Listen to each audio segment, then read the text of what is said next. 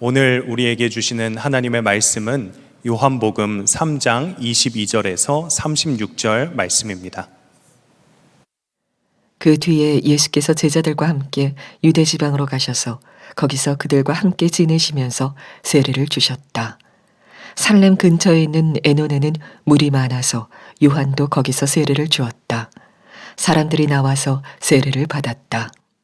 그때는 요한이 아직 옥에 갇히기 전이었다.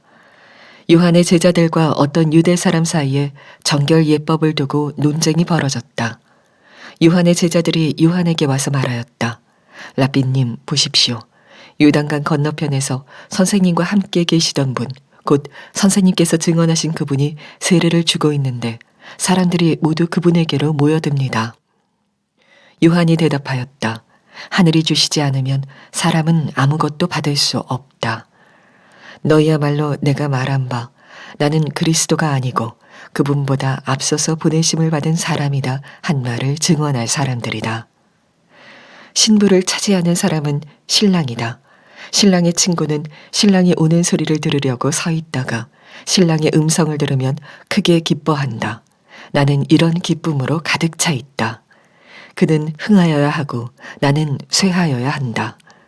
위에서 오시는 이는 모든 것 위에 계신다. 땅에서 난 사람은 땅에 속하여서 땅의 것을 말한다. 하늘에서 오시는 이는 모든 것 위에 계시고 자기가 본 것과 들은 것을 증언하신다. 그러나 아무도 그의 증언을 받아들이지 않는다. 그의 증언을 받아들인 사람은 하나님의 참되심을 인정한 것이다. 하나님께서 보내신 이는 하나님의 말씀을 전한다. 그것은 하나님께서 그에게 성령을 아낌없이 주시기 때문이다. 아버지는 아들을 사랑하셔서 모든 것을 아들의 손에 맡기셨다. 아들을 믿는 사람에게는 영생이 있다.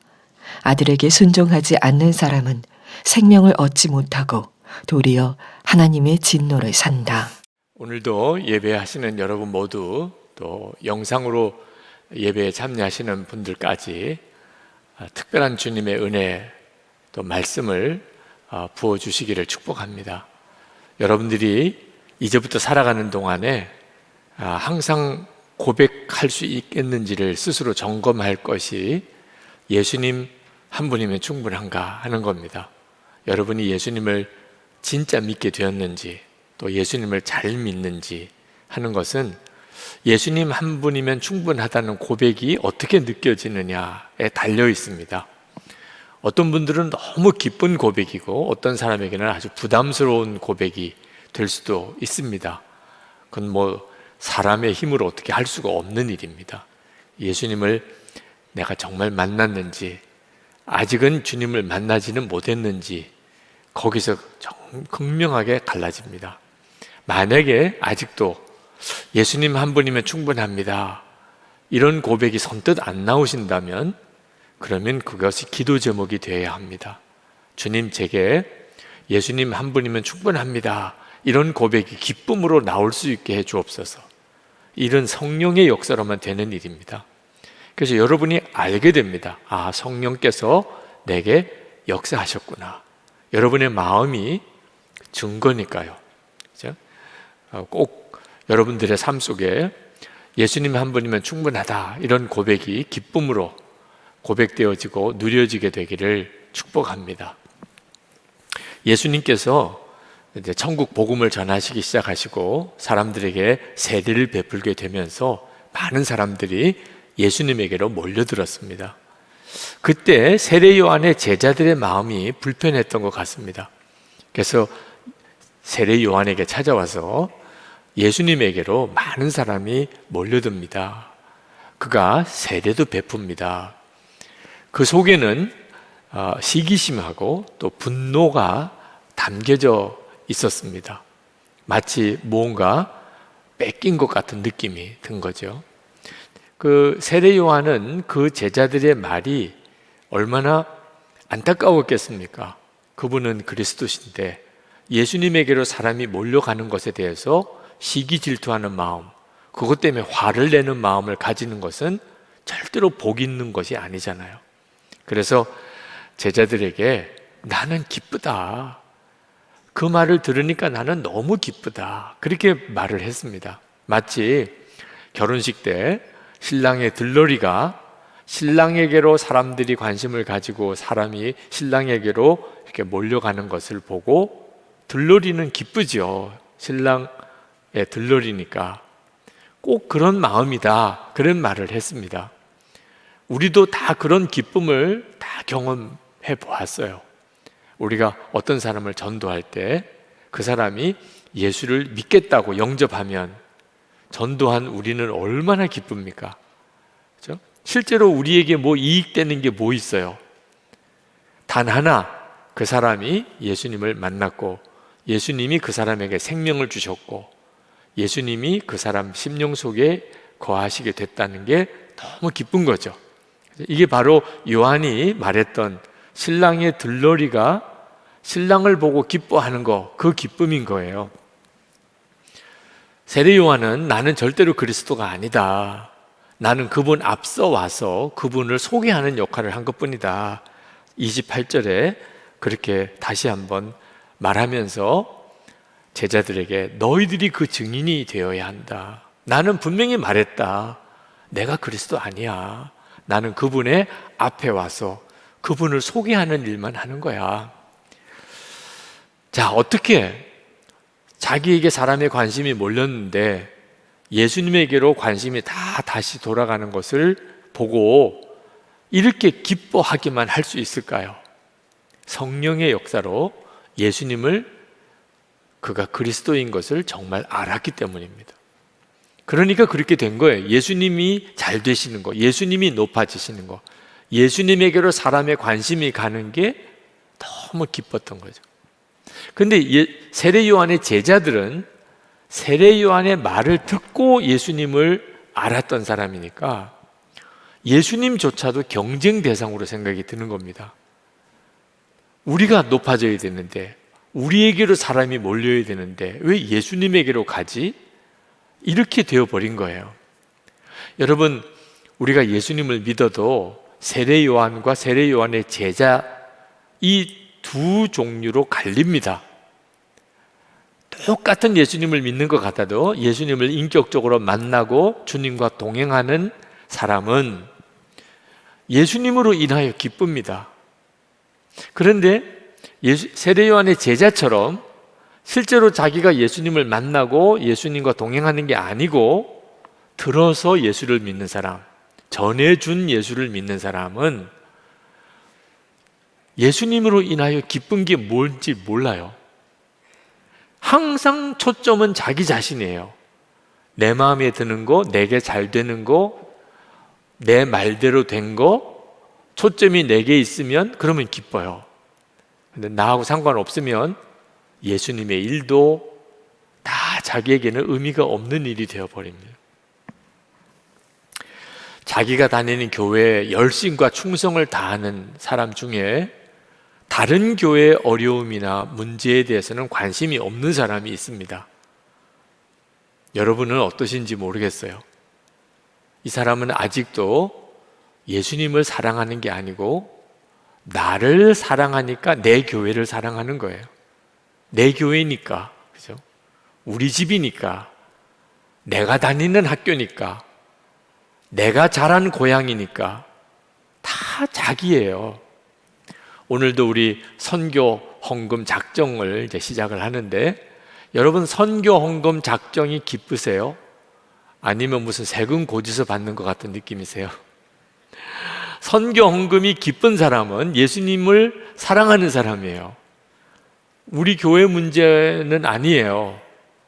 선교사님과 미자립 교회와 특수 선교 현장에 있는 분들을 돕는 헌금을 하는 거죠. 근데 갑자기 부담스럽기만 해요. 또 무슨 선교 헌금이야. 이런 분은 아무리 이 교회에 충성하셔도 자기와 관련되니까 교회 일에 관심이 있는 거지 예수님과 관련해서 교회 일에 충성하는 것은 아니에요. 이번 선교 헌금을 계기로 여러분들이 정말 예수님의 마음을 깊이 한번 경험해보고 누려보기를 원합니다. 교회를 위해서도 복 있는 일이고 여러분을 위해서도 말할 수 없는 복된 기회입니다. 제가 참 부끄러운 그런 기억이 있습니다. 제가 안산에서 목회할 때 그때 전임 목사님께서 그 안산의 신도시가 만들어질 때 종교부지를, 아주 큰 종교부지를 하나 시청과 공단과 의논해서 그 조성을 했어요. 한 3,400평 되는, 아마 전국에서 제일 큰 그런 신도시 종교부지일 겁니다. 그런데 참 안타깝게도 그게 빨리 계약이 안 되고 뒤로 미뤄지더니 그만 여러 교회가 추첨으로 그 땅을 정하기로 해서 다른 교회에 그 땅이 넘어갔어요. 지금도 안산의 신도시에 가면 굉장히 큰 예배당이 그 부지 위에 세워져 있습니다. 제가 부임해서 이제 그 이야기를 들었습니다. 그 넓은 땅이 사실은 우리 교회 대지가 될 땅이었는데 그만 그 교회로 넘어갔다고. 안 들었으면 몰라겠는데 그 말을 듣고 나니까 근처만 가도 배가 아픈 거예요. 왜 이렇게 내가 속이 안 좋지? 그러면 그 땅 근처를 가고 있는 거예요. 그래서 교인들에게 그 이야기 했더니 다 우리 교인들은 다 돌림병으로, 자기들도 그렇다는 거예요. 생각만 해도 아프다는 거예요, 자기들은. 어떤 분은 그 교회 부도나라고 기도하고 있대요. 근데 하나님께 기도하는데 주님이 책망을 하시더라고요. 그 교회는 누구 교회냐? 예수님의 교회죠. 아니, 그런데 예수님의 교회가 안 되기를, 잘 되는 것을 배합하고 부도나기를 기도하고, 그게 무슨 역사냐?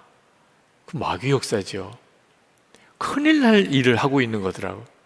그래서 교우들에게 아주 정색을 하고 말씀을 드렸어요. 우리가 내 교회 생각하면 안 됩니다. 예수님의 교회가 잘 되기를 기도해야지, 우리가 주님의 교회가 안 되기를 바라면 그건 마귀 역사입니다. 어떻게 우리 교회가 하나님의 은혜 가운데 부흥될 수 있겠습니까? 우리 그 교회를 축복합시다. 그랬던 적이 있습니다. 여러분, 예수님을 잘 믿는 것과 결국 자기 자신이 잘 되자고 하는 거하고는 정말 종이 한 장 차이로 달라집니다. 자기 중심으로, 그죠? 그러니까 내 교회도 좋아하고 우리 목사님이 제일이고 뭐 이런 식으로 믿는 분들이 종교 생활을 하는 거예요. 진짜 예수님을 기쁘시게 하는 삶이 아니고 그냥 종교를 하나 가지고 있는 겁니다. 연말 연초가 되면 직분 문제 때문에 시험 든 교인들이 꽤 나옵니다. 왜 나는 집사 안 되냐, 권사 안 되냐, 장로 안 되냐, 이런 문제 때문에, 왜 나는 뭐 어떤 보직 문제나 직책에 대해서 왜 나는 소외시키냐, 이런 분들이 있으세요. 네. 이유는 하나입니다. 자기만 생각하는 거예요. 아직까지 예수님, 그분을 인격적으로 만나고 예수님이 내 기쁨이 아니신 거예요. 세례 요한의 제자들 그렇게 마음에 시기 질투하고 불편한 마음을 가지고 있는 것에 대해서 걱정한 이유예요. 아, 예수님을 진짜 아직도 모르는구나. 그렇게 그리스도라고 소개를 해줬는데도. 여러분, 이것이 그대로 우리 문제가 될 수 있습니다. 그래서 예수님 한 분이면 충분하냐, 예수님의 일이 잘 되는 것이 기쁘냐, 항상 점검하고 살라는 거예요. 제자들 중에 누가 예수님의 오른편 왼편에 앉느냐 하는 문제 때문에 막 싸운 적이 있습니다. 야고보와 요한의 어머니가 예수님에게, 예수님의 이제 우리 주님이 권세를 얻으실 때 그 오른쪽 왼쪽에는 우리 두 아들을 앉혀주소서. 그래가지고 제자들이 난리가 났어요. 근데 예수님께서 너희들이 몰라서 그런 부탁을 하는 거다, 몰라서 싸우는 거다, 그런 말씀하셨습니다. 실제로 예수님의 말씀대로 그 세베대의 두 아들 야고보와 요한이 다 순교했어요. 야고보는 첫 번째 순교자고 요한은 마지막 순교자입니다. 순교하는 자리였던 거죠. 그걸 정말 알았다면 그렇게 싸웠을까요? 그 자리에 서로 앉겠다고? 교회 안에 직분, 그 무슨 의미죠? 예수님 위해서 죽는 순서예요. 이 사실을 알고 나면 누가 교회 안에서 어떤 중한 직책을 맡았거나 어떤 책임을 맡으면 그러면 가서 정말 끌어안아주고, 시기 질투가 무슨 말이에요? 이제 먼저 죽는 순서를 딴 거예요. 그럼 어떤 마음이 들겠어요? 제가 기도해 드릴게요. 힘내세요. 그럴 수밖에 없는 거죠. 그거 싸울 문제가 아니고 시기 질투할 문제가 아니라니까요. 예수님을 진짜 만나야 돼요. 절대로 종교 생활에 머무르시면 안 됩니다. 영국의 F.B. 마이어 목사님이라고 계신데 그 목사님이 런던에서 목회를 하셨습니다. 근데 그때 당시에 그 런던에는 스펄전 목사님이라고 기독교 역사상 제일 설교를 잘하신 분이라고 알려지는 목사님이 목회를 하고 계셨어요. 그리고 캠벨 몰간 목사님이 웨스트민스터 교회에 담임을 하셨는데 이 마이어 목사님과 캠벨 목사님은 서로 친구사예요. 이 캠벨 몰간 목사님이 미국에서 목회하실 때 마이어 목사님이 늘 매일 기도하셨어요. 이 캠벨 몰간 목사님을 위해서. 그런데 어느 날 영국 런던에 있는 웨스트민스터 교회 담임자로 오시게 된 거예요. 그때 이 마이어 목사님이 이렇게 말을 했습니다. 몰간 목사님이 미국에 있을 때에는 기도하기가 좋았는데 서로 같은 도시에서 일하게 되니까 그를 위해서 기도하지 않게 되더군요. 목사님도 어쩔 수 없나 봐요. 이제는 경쟁자가 된 것처럼 느껴지는 겁니다. 그런데다가 너무 목회를 잘하시고 설교도 잘하시는 분이니 걱정이 된 거죠. 그 생각이 이 마이어 목사님 마음에 너무 괴로웠어요. 내가 이렇게 다른 목사님 시기 질투하는 거 이게 하나님 앞에 너무 잘못됐다고 느끼신 거예요. 그래서 하나님께 기도를 다 했어요. 하나님, 제가 스펄전 목사님과 캠벨 몰간 목사님을 시기 질투합니다. 그런 마음이 제게 있습니다. 이 마음이 없어지게 해주세요. 그런데 그 시기심이 좀처럼 없어지지 않아요. 마음이 계속 불편해요. 근데 그때 하나님의 말씀을 듣습니다. 하나님께서 이 마이어 목사님에게 시기 질투하는 마음이 없어지게 해달라고 기도하지 마라. 그들을 축복하라. 스펄전 목사님과 그 캠벨 몰간 목사님을 축복하라. 그래서 그때부터 축복하는 기도를 하기 시작했어요. 하나님, 스펄전 목사님과 그 교회와 그 메시지를 축복해 주소서. 캠벨 몰간 목사님과 웨스트민스터 교회를 하나님 축복합니다. 그 교회가 부흥되게 해 주옵소서. 그렇게 기도하면서 마음의 자유함이 왔습니다. 참 놀랍게도 시기하고 질투하는 마음이 그냥 사라지고 그 목사님들이 같은 런던에서 목회한다는 게 전혀 마음에 아무런 어떤 부담이나 짐이 안 되게 됐어요. 어느 주일에 이제 설교를 끝내고 기도하는데 이런 기도를 하셨대요. 하나님, 몰간 목사님의 교회를 축복해 주셔서 사람들이 가득 메워지게 해 주옵소서. 그래서 들어갈 자리가 없어서 사람들이 남거든 우리 교회로 보내 주옵소서. 그런 기도하기 참 어렵죠. 그죠? 어느 교회가 참 부흥되고 사람이 너무 많이 가서 자리가 없어서 어디 가야 되나, 그럼 우리 교회로 오게 해주세요. 뭐 이렇게 기도를 하신 건데, 그때부터 이 스펄전 목사님, 캠벨 몰간 목사님, F.B. 마이어 목사님이 정말 친구처럼 그렇게 친밀한 관계를 갖고 다 교회가 큰 교회들이 다 되었습니다. 여러분, 우리가 내가 정말 예수님을 믿는 건지, 나 잘 되자고 주님께 기도하는 건지를 정확히 분별해야 됩니다. 주님의 일이 잘 되는 것이 기쁘다.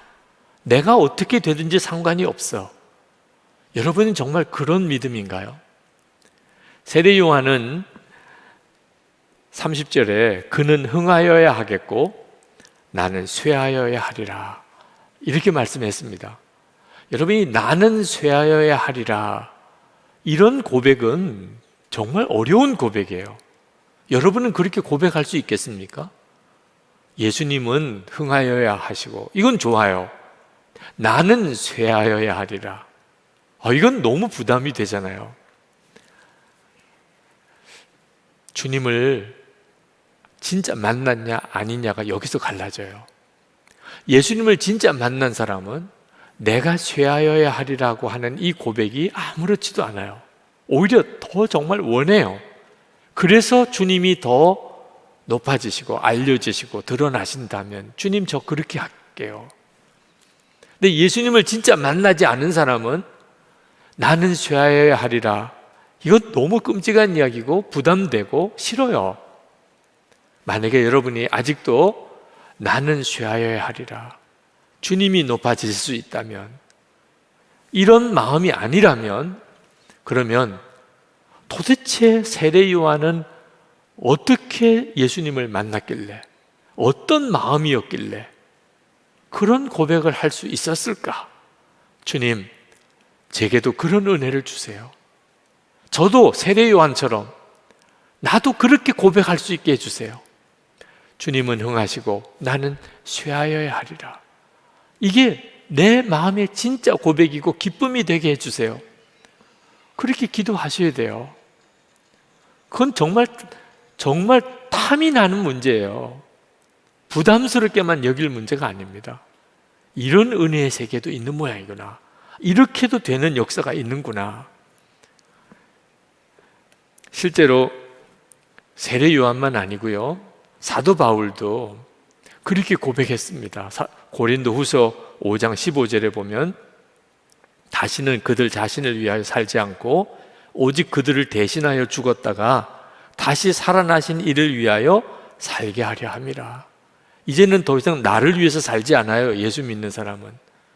왜 그렇죠? 예수님이 내 생명이 되셨으니까. 나를 위해 하시는 분이 하나님이시니까 더 이상 나를 위해 살 필요가 없어요. 이제는 오직 예수님만을 위해서 살겠다. 사도 바울이 말만 그렇게 한 게 아닙니다. 빌립보서를 보면, 빌립보서 1장에 보면 사도 바울이 로마 감옥에 갇혔을 때 교인들 중에 그것을 기뻐하는 사람이 있었어요. 어떤 사람이 그렇죠? 사람들이 다 사도 바울 하니까 그게 너무 시기심이 생긴 거예요. 그런데 사도 바울이 감옥에 가서 이젠 전도도 못하고 말씀도 못 전해요. 와, 잘 됐다. 이제야말로 내 기회구나. 내가 열심히 예수님을 전하고 내가 열심히 말씀을 전해야지. 그러면 사람들이 나를 귀하게 여기지 않을까.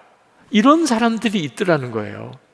그래서 옥에 있는 사도 바울에게 이런 사람들이 있습니다라고 누군가가 전가를 해 주었어요.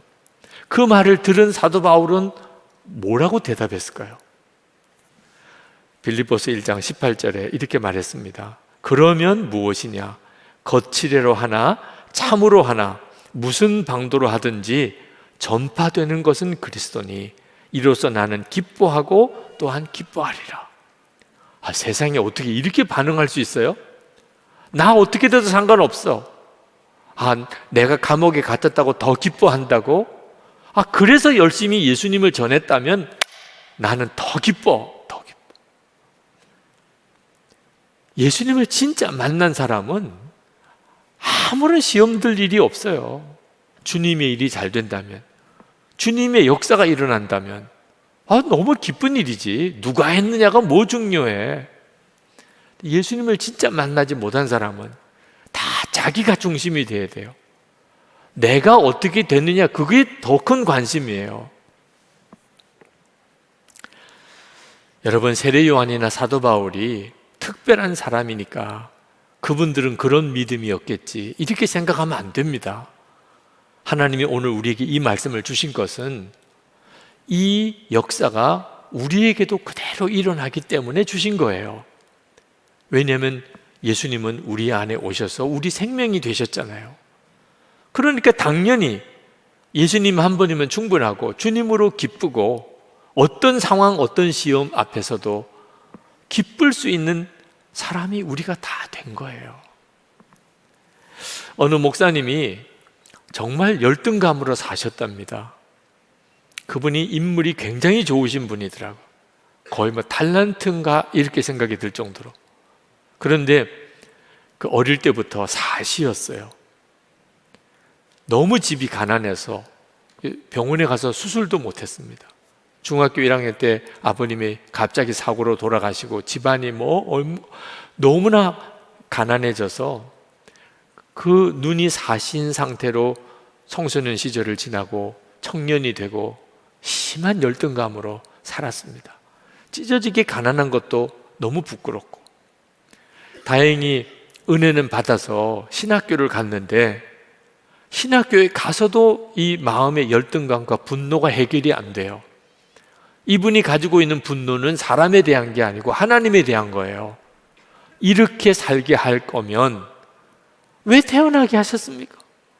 아니, 이렇게 신체적으로도 이렇게 장애가 있고, 그리고 가난해서 제대로 뭐 하나 제대로 살아내지도 못하는, 목회도 또 이렇게 어렵게 하실 거면 하나님 왜 내게 생명은 주셨습니까? 어떤 때는 목사님인데도 이 예배당 강대상을 그냥 뽀개버리고 성경책을 갈길각이 찢어버릴 정도로 너무 화가 나서 하나님에 대해서, 그리고 음란 중독이든지 온갖 중독에 빠졌어요. 만족이 없으니까. 그 사모님이나 아이들은 얼마나 비참했겠습니까? 당신이 그렇게 사셨대더라고. 그런데 목회자 기도 모임에 참석했다가 이분이 확 뒤집어졌어요. 그날 목회자 기도 모임 때 간증하신 분이 박보영 목사님이세요. 이분은 의사였다가 이제 성령 받고 죽을 고비에서 하나님의 치유를 경험하고, 그리고는 사람이 완전히 바뀌었죠. 가진 재산 다 나눠주고 의사 면허증 반납하고, 그리고는 불황자들 데리고 살았어요. 아내가 나는 목사 아내 못하겠다고 그냥 아내가 헤어지자 그래서 혼자 아들 데리고 아내가 떠나고, 그래서 불황자들 데리고 같이 사신 분이에요. 근데 어느 날 세상에 아들이 자기가 목회하는 교회에 예배드리러 들어오더래요. 그렇게 보고 싶었던 아들이에요. 그 아들을 보는데 얼마나 가슴이 뛰는지. 그런데 그 순간 마음에 걱정이 되더랍니다. 그동안에 이 불황자들을 내 가족처럼, 내 아들처럼 그렇게 돌보고 살았는데 참 진짜 내 아들이 오니까 내 마음이 이렇게 갈등이 돼요. 내 진짜 아들 보는 눈과 이 데리고 있는 불황자들 보는 눈이 혹시 다르게 느껴질까 봐. 그러면 이 애들이 얼마나 배신감이 느낄까. 그래서 아들에게 가라 그랬어요. 너 가라. 내가 너 보니까 마음을 못 잡겠다. 그 아들이 얼마나 화를 내면서 어렵게 찾아왔는데 아버지가 자기 보고 가라니, 그리고는 화를 내고 갔다는 거예요. 마음이 얼마나 아프겠어요. 그런데 어느 부활절 예배 준비하는데 연락이 왔어요. 부활절 예배 때 여자친구랑 오겠다고. 또 가슴이 막 뛰는 거예요. 그 아들을 한번 또 보겠구나. 근데 문제는 내가 이런 마음 가지고 부활절 예배에 집중이 안 되는 거예요. 이런 마음 가지고 내가 하나님께, 주님께 예배하는 게 아니고 아들을 보고 내가 정신 다 빼앗길 것 같아요. 그래서 연락을 주었어요. 오지 말라고. 울면서 그 고백을 하시더라고요. 오지 마라. 근데 이 박보영 목사님의 간증을 듣고 이 목사님이 뒤집어진 거예요. 어떤 사람은 자기에게 하나님이 주신 것도 다 포기하고 그렇게 하나님 앞에 정말 충성을 다하는데, 나는 안 준다고 그렇게 통곡하고 원망하고 불평하고 나는 그렇게 살았구나. 주신 것도 다 내놓는 사람도 있는데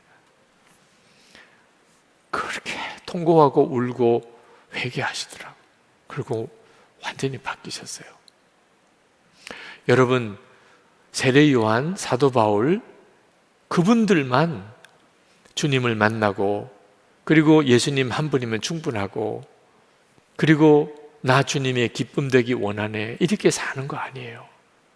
여러분들도 그분이면 충분하다, 이런 사람이 있을 거예요. 남편이 그렇습니까? 그럴 수 있죠. 아내가 그렇습니까? 그럴 수 있어요. 또는 부모님이 그럴 수 있어요. 부모님이 여러분의 필요를 다 채워주실 수 있죠. 또는 자녀가 그럴 수 있어요. 자녀 의지해서 사는 거죠. 또는 여러분 친구나 주변에서 여러분을 도와주는 분이 있을 수 있어요. 그 사람이면 충분해. 그런데 여러분을 위해서 대신 피 흘려 죽는 사람이 있습니까? 그럴 수 있는 사람이 있습니까? 무슨 일이 있어도 여러분을 떠나지 않고 항상 같이 있고, 어떤 일이 있어도 여러분 버리지 않고 여러분 배신하지 않을 사람 있습니까? 예수님밖에 없어요. 여러분 위해서 대신 죽은 사람, 여러분과 함께 하시고, 무슨 일이 있어도 여러분 버리지 않으시고 떠나지 않으시고 항상 함께하고, 죽음의 문을 건너갈 때도 여러분과 함께 동행해 주시는 분, 그분이 예수님이잖아요. 그 예수님이 누구세요? 그 예수님에 대해서 31절에서는 하늘에서 오시는 이, 모든 것 위에 계신 분, 34절에서는 하나님께서 성령을 아낌없이 주신 분, 35절에서는 하나님께서 모든 것을 아들의 손에 맡기셨다고, 36절에서는 아들을 믿는 자에게는 영생이 있다고 말씀하신 그분이에요.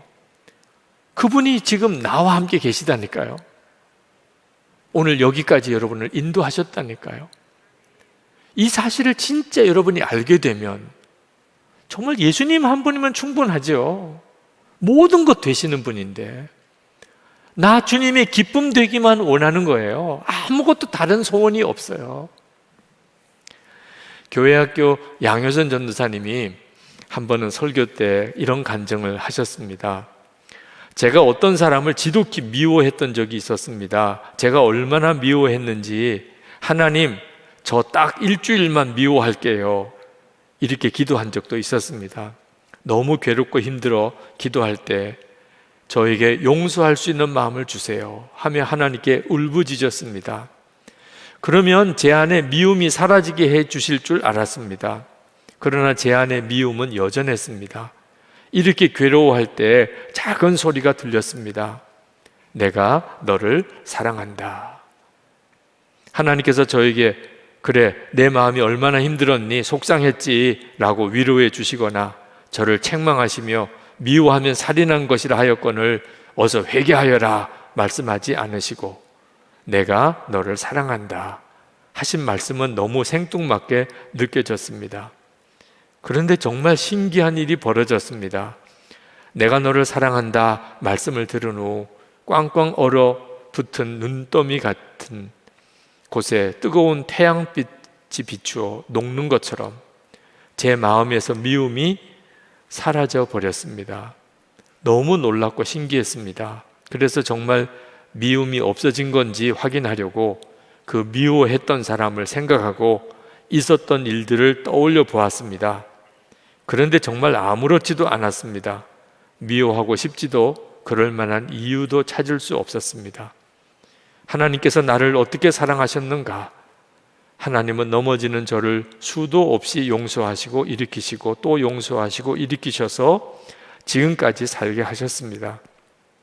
하나님이 나를 사랑하신다는 것을 다시 깨달았을 뿐인데 제 마음에 얽히고 설킨 문제들이 다 청소되었습니다. 그날 이후로 다시 웃으며 그 사람의 얼굴을 볼 수 있었습니다.